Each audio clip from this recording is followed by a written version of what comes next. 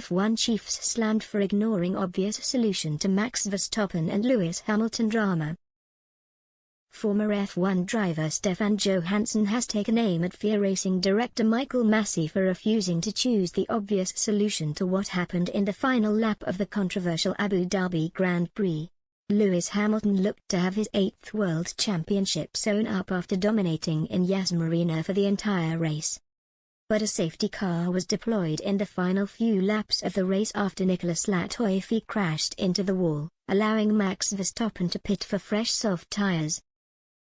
Confusion followed when Masi initially announced the 5-lapped cars in between Hamilton and Verstappen wouldn't be allowed through for the final lap of the race. But he then changed his mind late on to the utter dismay of Toto Wolff and the Mercedes garage. Verstappen then had a huge advantage as he hunted down Hamilton before eventually making his move stick to take the checkered flag and his first F1 world title. Masi came in for strong criticism from pundits and former drivers, while Mercedes also lodged 2 unsuccessful protests to the FIA after the race. The FIA racing director was in the spotlight on a number of occasions for key decisions he made during the season. And Johansson, who drove for Ferrari and McLaren in the 1980s, still can't understand why Masi didn't choose to do what he did in Saudi Arabia where he red-flagged the race. Whether it's intentional or not, the entertainment value of this controversy has gone through the roof, he wrote in his blog. But I think there has to be a balance somewhere because the decisions Masi made make no sense on any level. His decision completely ignored any level of common sense as to what would have been a fair way to handle the situation.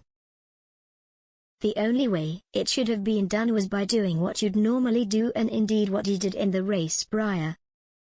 As soon as they deployed the safety car with 5 laps to go, they should have red-flagged the race. That's the only way to keep it level and keep the excitement until the end.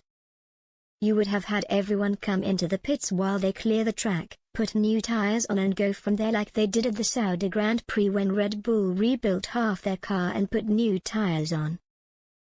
Had that been done, you could have had a fair 5-lap shootout for the championship. Making the decisions he did and then changing his mind completely at the very last moment absolutely handed the race on a plate to Max and Red Bull after Lewis had done a flawless race. He did everything he had to do to secure the championship, including making a perfect start.